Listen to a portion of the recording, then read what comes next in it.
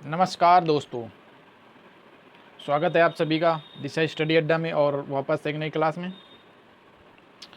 तो जैसा आप लोग देख पा रहे हैं स्क्रीन पे कि यह 2020 का प्रीवियस ईयर पेपर है शैक्षिक मूल्यांकन क्रियात्मक शोध एवं नवाचार का। और 2016 से 2019 के बीच के जितने भी हैं पहला प्रश्न पत्र वो मैं करा चुका हूँ दोस्तों। ये 2020 का है, ठीक है, और 24 तक कराऊंगा। इसके बाद सेकंड प्रश्न पत्र, थर्ड प्रश्न पत्र, फोर्थ प्रश्न पत्र, ऐसे ही सारे प्रश्न पत्र मैं एग्ज़ाम तक सारे क्लियर कर दूंगा। बस आप इतना ही पढ़ते रहिए और कुछ आपको पढ़ने की ज़रूरत ही नहीं है। तो चलिए शुरू करते हैं। पहला क्वेश्चन है कि आगरे का ताजमहल किसने बनवाया था। यह किस प्रकार का प्रश्न है। तो यह है स्मृति संबंधित, ना तो तर्क से, ना पूरक है, ना विचार उत्तेजन करना है इसमें, ठीक है। ना इसमें विचार करना है, ना तर्क करना है, ना पूरक। इसको याद करने हैं स्मृति संबंधी, इसीलिए स्मृति संबंधी रिलेटेड है ये, ठीक है। नेक्स्ट क्वेश्चन है कि ब्लूम के अनुसार कितने सोपान पक्ष की चर्चा की गई है। तो ब्लूम ने 6 बताए थे सोपान, ठीक है। नेक्स्ट क्वेश्चन है तीसरा कि निम्नलिखित में कौन सा वस्तुनिष्ठ प्रकार का प्रश्न है। तो यह है बहुविकल्पी कोई वस्तुनिष्ठ प्रश्न बोला जाता है। तो 4 नंबर क्वेश्चन है कि इसमें लिखा है कि 4 क्या है। तो इसका राइट आंसर हो जाएगा ऑप्शन बी, असतत। सतत या दोनों है या इनमें से कोई नहीं। तो असतत क्या होता है दोस्तों। तो दोस्तों ये जो 4 नंबर क्वेश्चन है, तो इसमें देखिए दिया हुआ है कि 4 असतत है, लेकिन ये गलत दिया हुआ है इसमें, ठीक है। तो इसमें क्या है कि ये जो 4 है तो ये होगा आपका सतत में आएगा, ये ना कि असतत में। ये जो दिया हुआ है ये गलत दिया हुआ है, ठीक है। तो सतत में आएगा। तो सतत का क्या मतलब होता है कि इसमें जो संख्या होती है, जैसे 4 किताबें, मान लीजिए 4 विद्यार्थी, 4 किलो वजन, 1 किलो वजन, 1 किलो वजन, 2 किलो वजन, 1 किताब, 2 किताब, ठीक है। तो इसमें क्या होता है, जोड़, घटाव, गुणा या भाग सब संभव होता है। बाकी असतत में क्या होता है, इसमें संख्या कोई मतलब नहीं होता है सतत में। ये केवल वर्गीकरण करता है। जैसे कि डिफरेंस करना होता है कि ये सामने लड़का है या लड़की है, कोई कलर है उसको लाल या नीला या काला है, ठीक है। तो ये डिफरेंस होता है सतत में, सतत और सतत में। तो ये 4 जो है वो तो आप लोग ए लगाइए, अगर यदि पेपर में आता है तो सतत सही होगा। नेक्स्ट क्वेश्चन होगा 5 नंबर कि शैक्षिक नवाचार का तात्पर्य क्या है। तो अधिगम प्रक्रिया में नवाचार भी होगा, शिक्षण विधि में भी नवाचार होगा, प्रयुक्त दोनों। मूल्यांकन के अंतर्गत है, 6 नंबर क्वेश्चन है। तो मूल्यांकन के अंतर्गत सभी आते हैं, शिक्षा का मूल्यांकन और संस्थागत मूल्यांकन और शिक्षार्थी का मूल्यांकन होता है। शैक्षिक शोध के कितने प्रकार हैं। तो शैक्षिक शोध के 3 प्रकार होते हैं।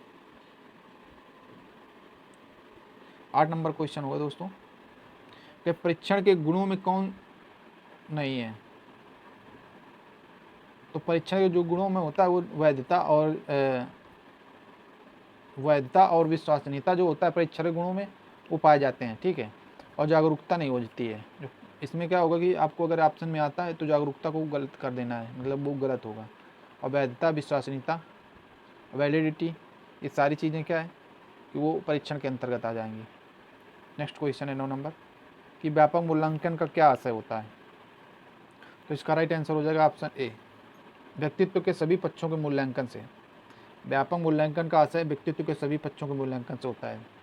नेक्स्ट क्वेश्चन होगा कि संचयी आलेख पत्र के प्रकार हैं। तो इसका राइट आंसर हो जाएगा ये सभी, पैकेट या परत, एक पत्र लेख या संकलित परत, ये सभी आ जाएंगे उसमें। तो संचयी आलेख पत्र क्या होता है दोस्तों, मैं आपको बता दे रहा हूँ, समझा दे रहा हूँ।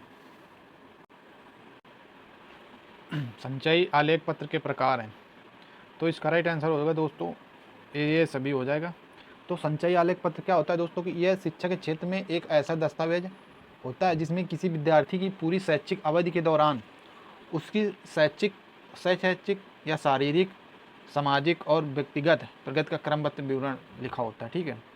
सरल शब्दों में यदि इसको समझे तो संचयी आलेख पत्र एक ऐसा रिपोर्ट कार्ड है जिसमें केवल परीक्षार्थी के केवल अंक ही नहीं मतलब देखे जाते हैं, बल्कि क्या होता है उसका व्यवहार भी, ठीक है, किस तरह व्यवहार स्कूल में कर रहा है और उसकी क्या अटेंडेंस है और वह खेल कूद में कैसा है और उसकी सहपाठ जो गतिविधियाँ होती हैं वो कैसी हैं और उसका हेल्थ कैसा है और उसके जो क्वालिटीज़ हैं, गुण, सोशल क्वालिटीज़ वो देखी जाती हैं। और उसके जो एक्स्ट्रा उपलब्धियाँ होती हैं यानी कि विशेष गुण होते हैं, इन सब का रिकॉर्ड रखा जाता है।